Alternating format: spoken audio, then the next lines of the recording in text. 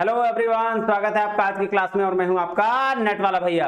हाँ जी, चलिए करते हैं आज की क्लास की शुरुआत। सर लास्ट क्लास क्या पढ़ाया था ये बता दीजिए। लास्ट क्लास में हम लोगों ने जी कर रहे थे फॉरेन ट्रेड पॉलिसी का स्कोप, जिसमें हम लोग 4 चैप्टर को डिवाइड कर 9 चैप्टर्स में से 4 चैप्टर को कंप्लीट कर चुके थे और 4 चैप्टर्स में हमने क्या क्या देखा था, आइए क्लास में चलकर देखते हैं। नहीं, हाँ जी सर, चलिए क्लास में चलते हैं।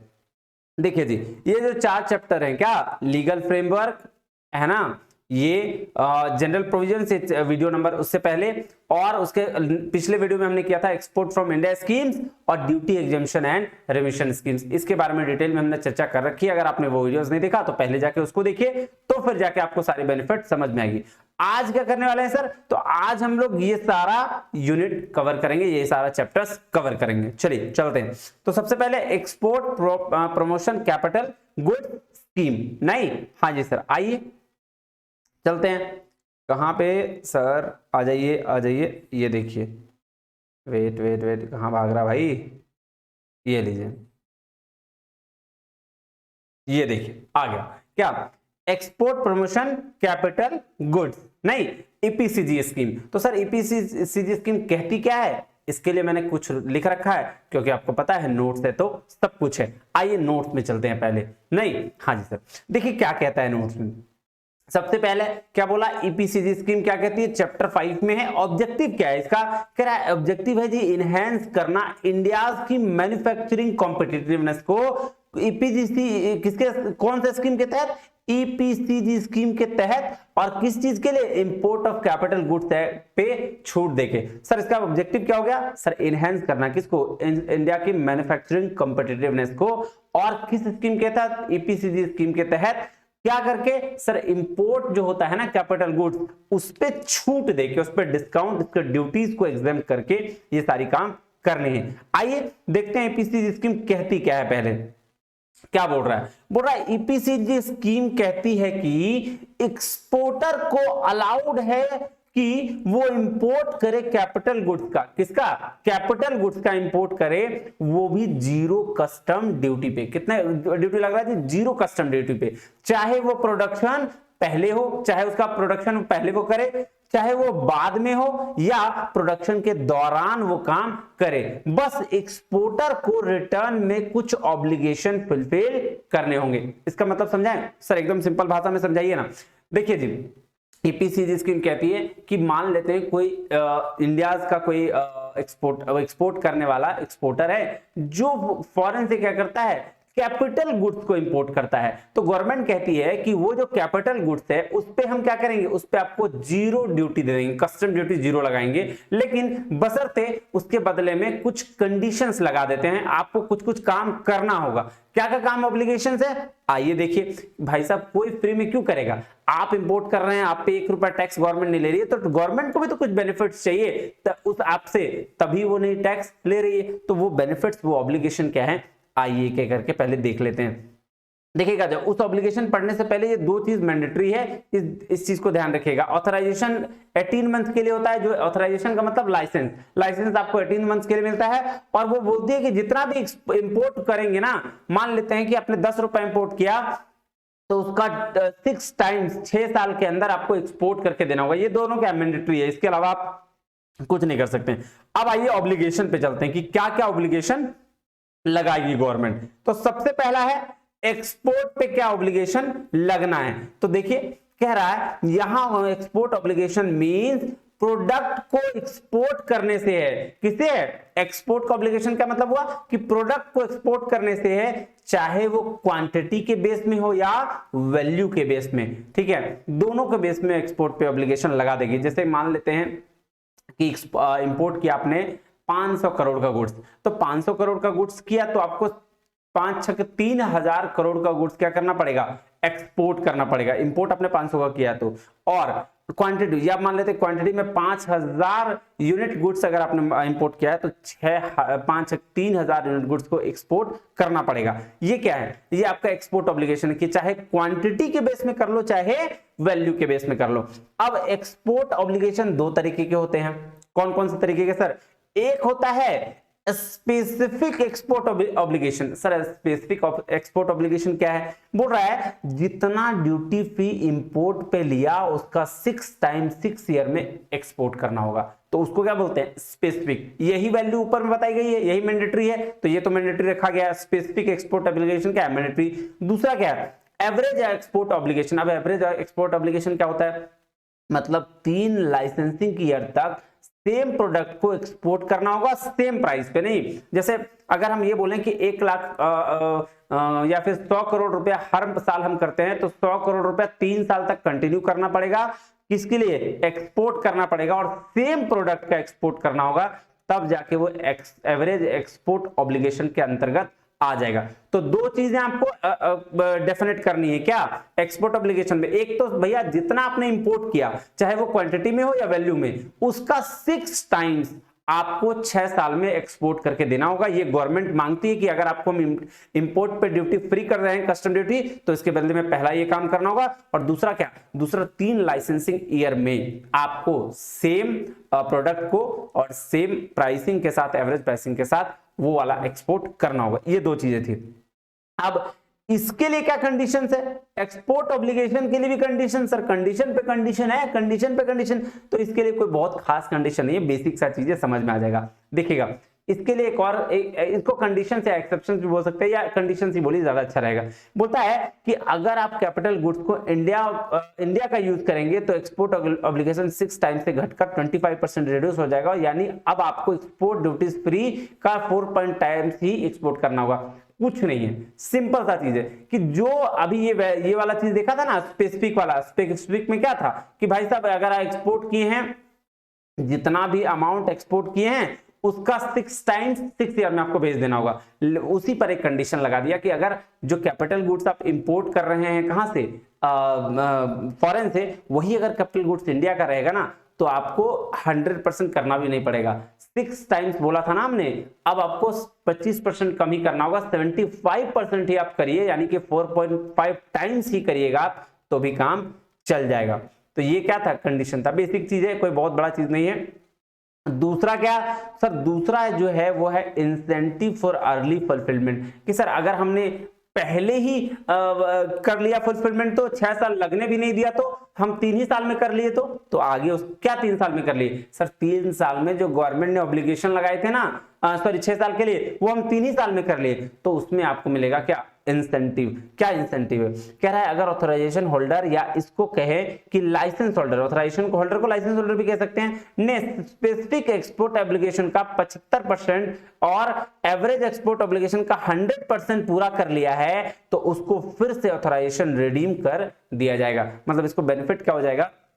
बेनिफिट ये हो जाएगा कि जल्दी ही ऑथराइजेशन रिडीम मिल जाएगा, मतलब उसको फिर 6 साल वेट करने की जरूरत नहीं है, तुरंत उसको ऑथराइजेशन रिडीम कर दिया जाएगा। तो ये क्या है? ये बेसिकली था जी ईपीसीजी स्कीम के तहत, जिसमें हमने क्या पढ़ा, एक बार रिवाइज कर लें फटाफट। हाँ जी सर, रिवाइज कर लेते हैं। सर ईपीसीजी स्कीम क्या है? ईपीसीजी स्कीम किसके लिए? कैपिटल गुड्स के लिए, कि अगर आप कैपिटल गुड्स को इंपोर्ट कर रहे हैं तो उस पे गवर्नमेंट बोलती है कि भाई साहब हम आपका कस्टम पूरी तरीके से 0% ले रहे हैं, उसके बदले में आपको कुछ हमको देना होगा। क्या देना होगा? तो देने के बदले में दो चीजें की बात करी, एक बोला स्पेसिफिक ऑब्लिगेशन है, एक एवरेज ऑब्लिगेशन है। स्पेसिफिक ऑब्लिगेशन में बात किया कि भाई साहब जितना भी आपने इंपोर्ट किया है उसका 6 टाइम्स हमको ज्यादा करके देना होगा 6 साल के अंदर। और दूसरा क्या है? एवरेज एक्सपोर्ट ऑब्लिगेशन में क्या बोला भाई साहब ऐसा है कि आपको हर अगले यानी कि 3 साल तक एवरेज प्राइस पे, मतलब जितना आप कर रहे हो हर साल उतना के आसपास में, और सेम प्रोडक्ट का क्या करना होगा? आपको एक्सपोर्ट करना होगा, तब आपको एवरेज प्राइस मिल जाएगा। ये दोनों कर लिया। इसके साथ एक और कंडीशन लगा दिया कि भाई साहब अभी तो आप इंपोर्ट कर रहे थे कैपिटल गुड्स का, कहां? बाहर से, लेकिन अगर आप सोचो मैन्युफैक्चर करके एक्सपोर्ट करोगे अपने देश का कैपिटल गुड्स से, तो हम आपको और बेनिफिट देंगे। क्या बेनिफिट देंगे? कि 4.5 टाइम्स ही आपको भेजना होगा 6 साल में, कि पहले कितना था? 6 टाइम्स, अब कितना? सिर्फ एक कंडीशन कि कैपिटल गुड्स इंडिया का रहेगा, तो आपको 4.5 टाइम्स भेजना होगा, 25% रिड्यूस कर दिया जाएगा। ये हो गया। हाँ जी सर। अब इसके बाद क्या था? इसके बाद सर फिर अगर ये सारा कंडीशन आपने लगा दिया, अब क्या? अब सर मान लेते हैं कि जो हम बहुत अच्छा एक्सपोर्ट कर रहे हैं और आपने जो 6 साल वाला कंडीशन लगाया था हमने 3 साल में पूरा कर दिया, तो उसके लिए गवर्नमेंट क्या देगी, आपको और इंसेंटिव देगी। तो उसके वो कौन सा इंसेंटिव होगा, वो इंसेंटिव ये सिंपल सा क्या होगा कि आपको 3 साल में ही ऑथराइजेशन रिडीम कर दिया जाएगा। Is it clear? हाँ जी सर क्लियर है। आप चलिए जी चलते हैं बुक में, चलें। हाँ जी सर, देखिए क्या बोल रहा है, export promotion capital goods scheme बोल रहा है। ऑब्जेक्टिव क्या है, objective of EPCG scheme is to facilitate import of capital goods for producing quality goods and services and enhance India's manufacturing competitiveness. क्या बोल रहा है, एनहांस करना इंडिया की मैन्युफैक्चरिंग कॉम्पिटिटिवनेस को। चलें, कह रहा है export promotion capital goods scheme permits exporter to import capital goods for pre-production, production and post-production at zero custom duty or procure them indigenously without paying duty in the prescribed manner. In return, exporter is under an obligation to fulfill the export obligation. बोल रहा भाई साहब हम duty free करेंगे, duty free कर देंगे, government बोली हम कर देंगे, कोई दिक्कत नहीं है, तुम बाहर से मंगाओ कैपिटल गुड्स और एक्सपोर्ट करो, उसके लिए तुमको ड्यूटी फ्री कर देंगे, लेकिन उसके लिए तुमको कुछ ऑब्लिगेशन लगाना पड़ेगा। क्या क्या ऑब्लिगेशन लगाना पड़ेगा, देखिए चार्ट में भी यही बताया गया है कि ईपीसीजी क्या कर रही है, ईपीसीजी एक फैसिलिटी है टू इंपोर्ट प्रोसीजर है ना within 18 months capital goods पे at 0% custom duty subject to the fulfilment of prescribed export obligation. अब देखिएगा उस पे 3 चीजें बताई गई है। एक क्या, एक तो 18 मंथ्स के लिए होगा डेट ऑफ इश्यू से, उसके बाद क्या 6 ईयर का 6 टाइम्स आपको करना होगा, ये बात अभी मैंने आपको बताया था। हाँ जी सर। अब दूसरा इस आप आ जाइए एक्सपोर्ट ऑब्लिगेशन। क्या क्या एक्सपोर्ट ऑब्लिगेशन होगा, 2 तरीके का। एक क्या, एक स्पेसिफिक एक्सपोर्ट ऑब्लिगेशन जिसमें हमको क्या बताया गया था कि ईपीसीजी स्कीम के साथ 6 टाइम्स 6 ईयर्स में आपको क्या करना है, कंप्लीट कर लेना है। और एवरेज में क्या था, एवरेज एक्सपोर्ट ऑब्लिगेशन में क्या था कि ईपीसीजी स्कीम के तहत आपको प्रीसीडिंग 3 लाइसेंसिंग ईयर्स में सेम और सिमिलर प्रोडक्ट का क्या करना पड़ेगा, आपको एवरेज दिखाना पड़ेगा, तब आपको क्या होगा, मिल जाएगा जी लाइसेंस। नहीं, हाँ जी। अब देखिएगा बोल रहा है कंडीशंस। अब ये जो कंडीशंस था, क्या कंडीशंस था कि भाई साहब अगर indigenous sourcing capital goods India से हो तो आपका जो एक्सपोर्ट ऑब्लिगेशन है 25% घट जाएगा और वो कितना हो जाएगा, 4.5 टाइम्स हो जाएगा, 75% ऑफ 6 टाइम्स यानी कि 4.5 टाइम्स हो जाएगा और उस पर क्या हो जाएगा, गुड्स सब्सक्राइब कर सकते हैं। उसके बाद क्या है, बोला shipments under the advance authorities DFIA drawback scheme और reward scheme would also be counted for EO under EPCG scheme. Sir ये सारे जो स्कीम्स है वो भी इंपोर्ट ऑब्लिगेशन के अंदर आपको देखा जाएगा, रखा जाएगा। नहीं, हाँ जी सर। उसके बाद क्या, उसके बाद ये देखिए इंसेंटिव। अब जब ये सारी चीजें आपने पूरी कर लिया तो आपको गवर्नमेंट वो भी जल्दी 6 साल नहीं 3 ही साल में पूरा कर लिया तो आपको गवर्नमेंट क्या देगी, इंसेंटिव देगी। कह रहा है in cases where authorisation as holder has fulfilled 75% or more specific export obligation and 100% average export obligation till date if any in half or less than half of the original export obligation or period, the specified remaining export obligation shall be condemned and the authorization redeemed। बोल रहा है 75% तक भी अगर आधे time में या उससे कम टाइम में पूरा कर लेता है क्या स्पेसिफिक एक्सपोर्ट ऑब्लिगेशन और 100% एवरेज एक्सपोर्ट ऑब्लिगेशन रहा तो हम आधा या आधा कम समय में क्या करेंगे, ऑथराइजेशन रिडीम्ड कर देंगे। नहीं, हाँ जी सर। अब आइए जी चैप्टर 6। चैप्टर 5 में हमने समझ लिया क्या, EPCG export promotion capital goods को लेकर जो प्रोविजन थे। Is it clear? हाँ जी सर। नेक्स्ट चलिए सर क्या है चैप्टर 6। बोल रहा है चैप्टर 6 में एक्सपोर्ट ओरिएंटेड यूनिट्स को लेकर है, इलेक्ट्रॉनिक हार्डवेयर टेक्नोलॉजी को लेकर है, पार्क को लेकर है, सॉफ्टवेयर टेक्नोलॉजी पार्क को है, बायोटेक्नोलॉजी पार्क को लेकर है और ये इसके लिए क्या है, प्रोविजंस बनाया गया है। कह रहा है units undertaking to export their entire production of goods and services except permissible sales in DTA may be set up under the export oriented units। किसके अंदर जा, ये सारा चीज एक्सपोर्ट ओरिएंटेड यूनिट स्कीम के तहत आ जाएगा। कह रहा है electronics hardware technology park scheme, software technology park scheme, biotechnology park scheme offer manufacturing goods including repair, remaking, reconditioning, री engineering, render of services, development of software, agriculture including agro processing, aquaculture, animal husbandry, biotechnology, floriculture, horticulture, pisciculture, viticulture, poultry and sericulture। ये सारा trading units are not covered under these schemes, है ना। ये सब क्या है, इसके अंदर नहीं है।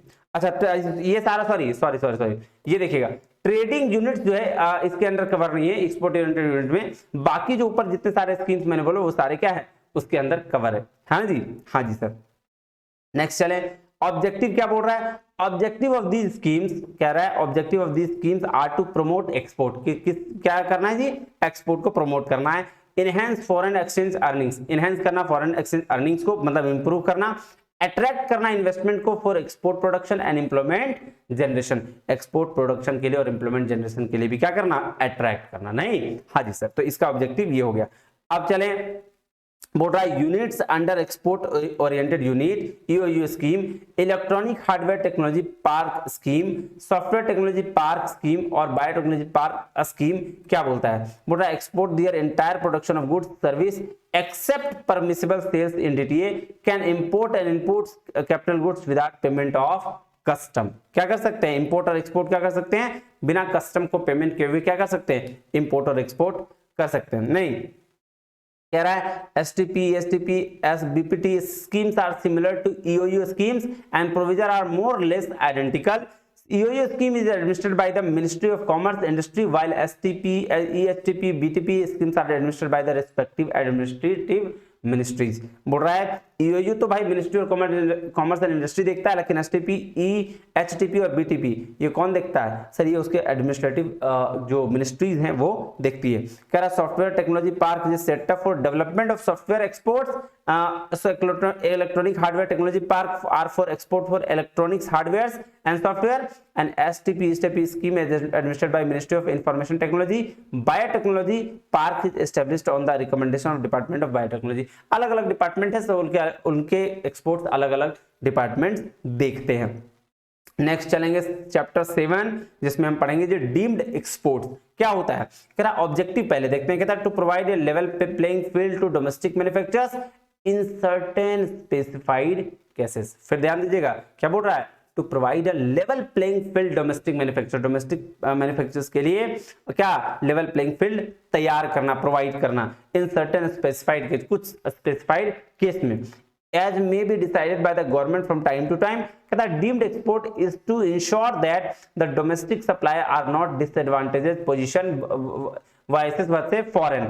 कहता है suppliers in terms of fiscal concessions. The underlying theory is that the foreign exchange save must be treated as at par with the foreign exchange earned by the placing Indian manufacturer at par foreign suppliers. तो objective बस ये ध्यान रखिए कि provide करता है level playing domestic manufacturing certain specific period के लिए, बाकी सब क्या है बकवास है। फिर deemed export for the purpose of FTP। अब देखिए deemed export for the purpose of FTP ये इंपॉर्टेंट है। क्या कह रहा है, कह रहा है it refers to those transactions, कौन से transaction, in which goods supplied do not leave country, वो गुड्स जो कंट्री को लीव नहीं करते हैं वैसे सप्लाई पे, and payment for such supplies received either in the Indian rupees और इन द फॉरेन एक्सचेंज। और पेमेंट कैसे करेंगे, सच सप्लाईज को या तो जो इंडियन रुपीज में है या फॉरेन एक्सचेंज में। कह रहा है supply of goods specified in FTP shall be regarded as deemed export. बोल रहा है सप्लाई ऑफ गुड्स जो स्पेसिफाइड किया गया है किसमें, फॉरेन ट्रेड पॉलिसीज में, shall be regarded as deemed export, उसको क्या माना गया है, उसको डीम्ड एक्सपोर्ट माना गया है। Provided goods are manufactured in India, बशर्ते वो गुड जो है मैन्युफैक्चर कहाँ होना चाहिए, इंडिया में होना चाहिए। ये हो गया जी चैप्टर 7 खत्म। अब आइए चलते हैं जी चैप्टर 8। देखिए क्या बोलता है चैप्टर 8, बोल रहा है quality complaints and trade disputes. Chapter 8 किसको रिजॉल्व करता है, quality complaints and trade disputes को। ऑब्जेक्टिव क्या, आइए देखते हैं। कह रहा है exporter need to project a good image. क्या बोल रहा है, एक्सपोर्टर नीड जरूरत क्या है कि गुड इमेज प्रोडक्ट करने का, किसका, of a country abroad to promote export. देखिए एक्सपोर्टर को जरूरत तो है ही भाई एक अच्छा इमेज क्रिएट करने के लिए, अगर अच्छा इमेज क्रिएट नहीं होगा तो विदेशों में बिजनेस कैसे बनेगा, तो इसीलिए एक अच्छा इमेज क्रिएट करने की जरूरत है।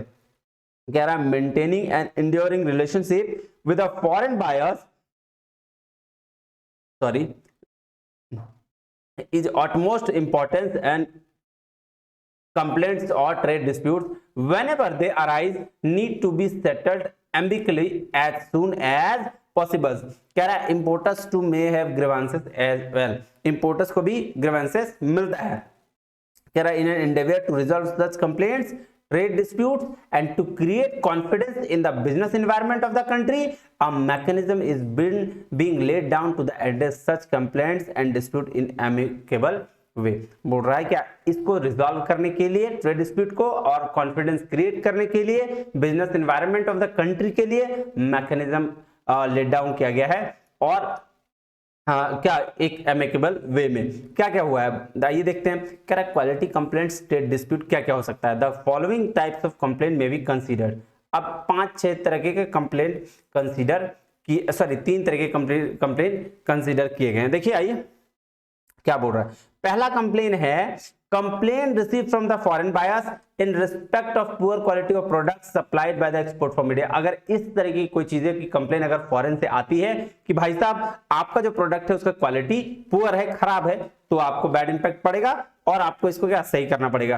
कह रहा है complaints of importer against foreign supply in respect of quality of the product supplied. जो इंपोर्टर्स फॉरेन सप्लायर्स के रिस्पेक्ट में क्वालिटी ऑफ प्रोडक्ट सप्लाई किए वो अगर पुअर क्वालिटी का है तो आपका क्या होगा, गलत हो जाएगा। ये इसको कंसीडर कर सकते हैं कंप्लेन में। कह रहा है complaint of unethical commercial dealing and categorize mainly non supply partial supply of goods after confirmation of order supply goods other than once agreed upon non payment non adherence delivery to schedules. बोल रहा है भाई साहब ये सारे चीजों को हम लोग कंसीडर कर सकते हैं किसमें, कंप्लेन में। क्या क्या, अनइथिकल कमर्शियल डीलिंग को और क्या सप्लाइंग गुड्स को अदर देन वंस अग्रीड, कोई अग्रीड हुआ है उस पे भी, और नॉन पेमेंट को हम लोग कंप्लेन में लेंगे, नॉन अधेरेंस को लेंगे और डिलीवरी शेड्यूल्स को भी कंप्लेन में कंसीडर करेंगे। अब क्या कह रहा, प्रोविजंस इन एफटीडीआर एक्ट, एफटीडीआर मतलब foreign trade development and regulation act, rules for necessary actions against the erring exporter और इंपोर्टर्स। अब उसके लिए एफटीडीआर एक्ट में क्या सेक्शन में रूल्स डिसाइड किया गया, नहीं आइए उस रूल को एक बार देखते हैं। कहता है action against erring exporter can be taken under the foreign trade development and regulation act as amended under the foreign trade regulation act as follows. क्या है ये है, देखिएगा सेक्शन 8 ऑफ द एक्ट कहता है एम्पावर्स द डायरेक्टर और general of foreign trade और any other person authorized by him suspended or cancel the importer exporter code for the regions of given therein। उसका सेक्शन 9 ऑफ द एक्ट क्या कहता है, empower the director general for a trade authorized by him if he refuse to grant renewal license certificate and script for any other instrument bestowing financial and fiscal benefit under the act। Section 9 of empowers 4 कहता है director general foreign trade or officer authorized by him to suspend or cancel any license certificate script and instrument bestowing financial and fiscal granted। Section 11(2) कहता है the act provides imposition fiscal penalty in case of where a person makes and abets attempt to make import or import in contravention and any provision of the act any rules orders that make there under or the foreign trade policy. लीजिए जी, ये क्या था, ये सब chapter 1 पूरी तरीके से हो गया जी खत्म। आज बिजनेस इंटरनेशनल ट्रेड का जो पार्ट था वो पूरी तरीके से खत्म हो गया है और आज हम लोगों ने कंप्लीट कर लिया है आई थिंक 30 लेक्चर्स, नहीं 30 लेक्चर्स में इंटरनेशनल बिजनेस खत्म। अब कुछ और लेक्चर्स आएंगे जिसमें से आपका बिजनेस एनवायरनमेंट खत्म हो जाएगा और इस तरह से international business and business environment दोनों खत्म कर लेंगे ऑलमोस्ट 40 लेक्चर्स के अंदर में। ठीक है, फिलहाल आप बने रहिए हमारे साथ, मिलते हैं अगले वीडियो में, तब तक के लिए बहुत बहुत धन्यवाद। थैंक यू वेरी मच, जय हिंद।